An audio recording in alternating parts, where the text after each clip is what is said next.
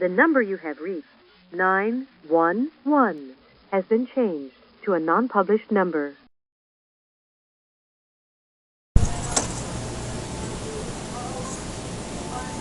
Hi, how you doing? Good, how are you? Okay, are you Melissa? Yes. I'm Rick Paterson with the PD. And I've been wanting to just take an opportunity to allay your fears and concerns over that incident that where you were with Denise on, where you were walking out of the town hall. Yeah. Did she tell you? Did you have a conversation with her yesterday, or? No, not yesterday. No. Ms. Jones went down in flames in court. So. Okay. Well, I told her I didn't want to be involved with it because I walked from the town hall doors to my car. That's it. I was trying to come through. Oh, okay. Sorry. I heard them bickering, and right then I decided I didn't want to be involved. I got in my car, and that's all I heard. And I don't know what words were said or whatever. Because to me, Denise is just as much in the wrong as Jennifer, because she stood there and argued with her. Well, she took a stand. Yeah, the thing is, the thing that we were concerned with is who initiated the contact. Well, when we went to the town meeting, Jennifer Jones was sitting at the door, and Denise said something about, she was holding a sign, and Denise said, "Oh, that's a nice sign, very colorful," because I guess in the past, Jennifer Jones had wrote on her blog that Denise had a colorful past. So she obsesses about other people's life. Jones does. Yeah. But like I said, I don't want to be involved in either one. Like, I live in this town, I know everybody in this town, and these people are my neighbors. I don't want anybody mad at me, throwing stones at me, Well, they can't do that. Jones can't do that. Jones is an individual that seems to thrive on other people's despair and other people's misfortune. And the key on that was, especially when she was charged, was because she made some statements that actually, and I believe that she made these statements because she actually said she did at some point. But what it alluded to was supposedly involving Denise's ex-boyfriend and also Mike's ex-wife to come out and try to attack her credibility in court. Yeah, she did say that. I heard her say that she got a hold of Denise's ex-husband and Michael's ex-wife, and that they're coming to testify against Denise in the Dana case. Dana Stadler's assault of Denise, yeah. But what does it have anything to do with, you know what I mean? What it does is there's and I was going to, let you know that is crucial, because you see that tells us that she intended to try to deter or to intimidate Denise from appearing or testifying in that trial, and people can't do that. That's against the law. Yeah. That's important. So that's what I wanted to see if you'd heard that as well. So. Yeah, I did hear that, and then words were exchanged and whatnot, but I decided I didn't want to be involved, so I kind of blocked it out. It's just people bickering on the sidewalk to me, and yeah, I'll let you do your work. Sure, yeah, go ahead.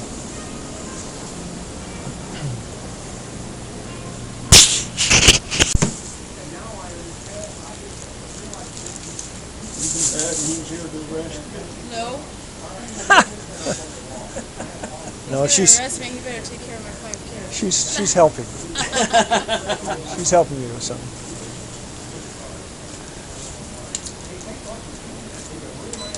You ain't old enough to have that many kids. I am. I got them.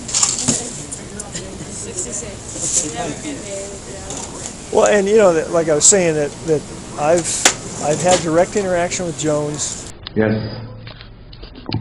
Good evening. My name is Jennifer Jones. And I've seen all of the brouhaha that she's caused and all of the craziness in the council meetings and stuff. First of all, I'd like to thank Patricia Anderson for reading aloud for the public assembled here the rules that the council has placed on the agenda for public comment. Like that. And she thinks she's all that in a bag of Cheetos. And she has a few other personalities that that they've basically put her in front as their darling to meet out their respective agendas. And I would encourage you to, as I would anyone, don't put up with people like that.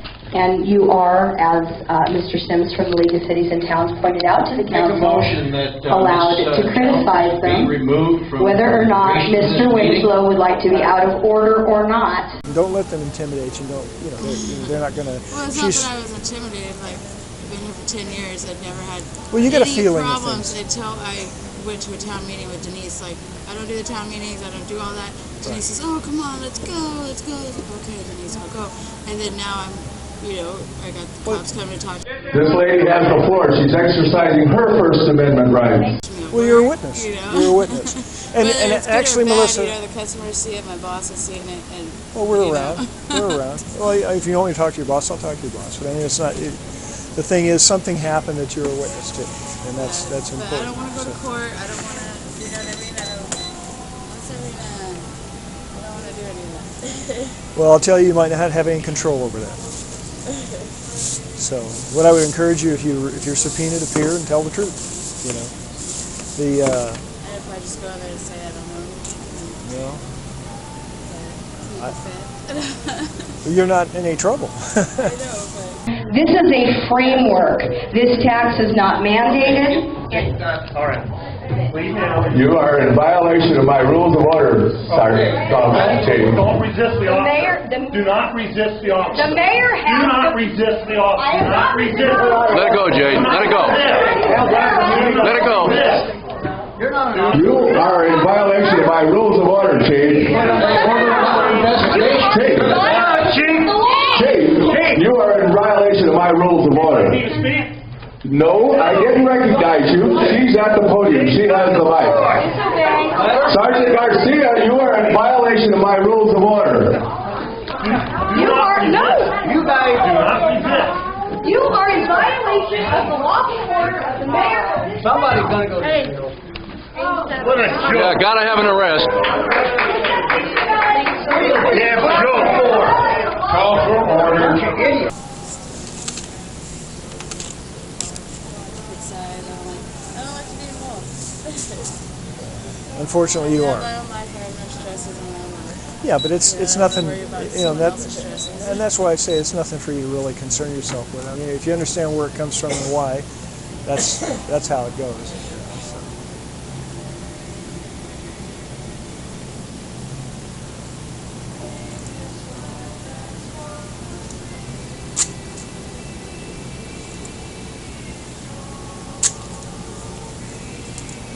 Anything else for you? Alright, you have a good day, Paul.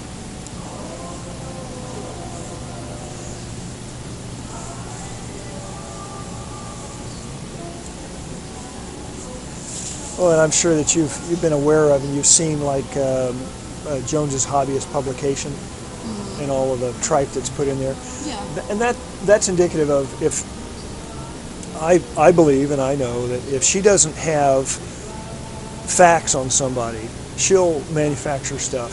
So you are Dennis Hageman, You got it. and you're the guy that stole Dana's truck I because appropriated it. you said in there in front of the chief you stole the but I was truck. off the record. To make it sensational and to basically slander people. And that's something that people like you and everyone else shouldn't put up with, if that's what's going on. That there's really nothing that they or her lot can do to interfere or to inject themselves in your life unless you let them. And I've done the same thing to Denise. I told her, don't tolerate this. Don't be involved with them. Don't read her blogs. Don't read the paper because it's all lies. It's all manufactured BS. You realize there's a title in Dana's name? Yes, I know that. And she delights at getting people riled up. She delights at intimidating people, embarrassing people, because that's what she does.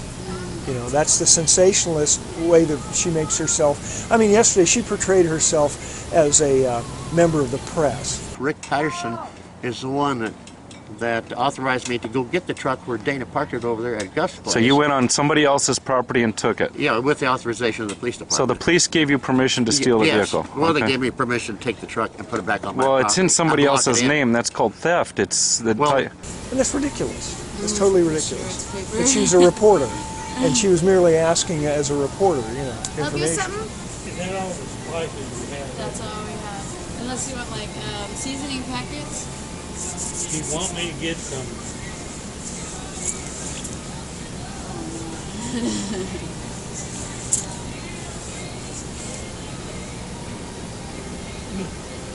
Nutmeg. Nutmeg. Yeah, I think we're out right now. Oh, yeah? Yeah, you might want to try Family Dollar. Where at? Family Dollar a little bit further they down. open? I think they open at 8. Yeah. All right. Nutmeg is for like, let's see, it's for eggnog and pumpkin pies and stuff like that. Well, anyway, and that's, I just wanted to settle you down about that. The important thing is that Jones has transcended just being someone who wants to annoy somebody, and now she has tried to intimidate Denise from appearing at that trial. And Stadler, Rick told me it was under investigation. Okay. He said the best thing you could do right now is to block that truck in so nobody can take it again until we complete our investigation. Rick told you that? Yeah, Rick Paterson. what do you know about Dana Stadler? I don't really know anything about him. I mean, he's a customer here. I see him here. He's a convicted felon from Wisconsin. He did 3 years and 3 months I see him get arrested right out front. You know, he's kind of loud and annoying and obnoxious. He is. You know? He did 3 years and 3 months for distributing drugs to a minor in Wisconsin. So, and I took him because Rick Paterson told me to go ahead and throw the truck back, block it in until the investigation is over with. And I believe he touched her butt when she was getting water. And that's what started his arrest. And Jones even tried to become his attorney in court, and she was already I went cautioned. to the first court hearing with Denise, and they continued it. Oh, and that usually But happens. Jones was in there, you know, Trying to play attorney. yeah. Yeah. Yeah. She's probably, if she doesn't already have one sitting there, one will be filed against her for practicing law without a license with the Bar Association. What the Bar Association will do is they'll sanction her and they'll bring her to civil court and fine her, or she'll have to pay money for it, because they want to keep people out of the legal business that are not bar certified, because they'll screw people's rights up. They'll actually, and that's why she wasn't allowed to represent Stadler's, because she'll screw his proceeding up, basically defecting his case. So the court won't allow that. But she's one of those individuals that tries to overinvest and over-involve herself in other people's lives. And I believe that that's why she told Denise she was going to bring Arambula and what her name was, Michael Roos's former wife, which they have questionable repute, because I think Arambula is a convicted felon too. So, Yeah. but either way, Yeah, I don't know any of their past. I just met them over the summer, you know. I'm with their Mike's son. He seems like a nice guy. Yeah, he is. Yeah, and I would just encourage you in this thing. The thing that was important was that Jones did tell her that she was bringing these people to discredit her, and that's an inferred intimidation. So now, you know, we have problems with the county attorney wanting to back some of our plays in some of the felony cases, and he thinks, I believe his reaction is that Denise, or not Denise, but Jones is somehow tied with some of the other former political figures like the ex-mayor and stuff like that, and he doesn't want to get involved in prosecuting. But if he won't prosecute her, then the Attorney General will prosecute her. You know, so, or our own town prosecutor will prosecute her at the misdemeanor level as opposed to felony. But that was the one link in my investigation that I needed to just assure you. Don't worry about it. If you get any crap from Jones or anybody else, let me know. Because, how you doing? Similarly, you're a witness. And if someone tries to intimidate you, I'll go after them. It's as simple as that. She hasn't done anything. Well, and she won't. I haven't seen her She since won't. then. So I said I'd fly below the radar. I don't Yeah. like all the attention. Well, and that's You know. understandable. But as to Denise, she loves the attention. So. Well, and I considered that. The thing is, and the drama, but and I've cautioned her, you know, if you go looking for trouble, you're going to find it. You know, especially if you poke the dog that is Jennifer Jones, you know, that she'll get all involved in your life. And the main thing is not to stop people like that from being involved in your life and not tolerate it. But it's important that a good person like you don't allow it to go on. You know, I know you don't want to get involved, but you witness something important. So, and I'll go talk to your boss. What's his name? I got 5 kids. You know, I know. like I don't want. It's not going to touch your trouble life. coming my way. It won't. It won't touch your I life. don't know if they call me a snitch or nothing. Well, no, you were there. You witnessed it. 199. My boss is your back. My boss. Well, yeah, I talked with him before. I'll talk to him. I'll lay any concerns that he might have. No, you're not. You're a witness. I mean, geez. Okay, Melissa. Thanks. Thank you. Take care. Well, you know, and from the get-go, when Denise called you, I wanted to assure you that don't let people like Jones, well, Jones is really, I think, the driving force behind another couple of personalities who have their own agendas with the town and stuff like that. And the way she does it, you know, I've been in law enforcement over 30 years, and I've been in this area for 27 years. I worked for the sheriff's office before coming to Quartzsite. I'm now moving up on my 28th year in La Paz County. And I've seen people like Jennifer Jones before. She really has no life of her own.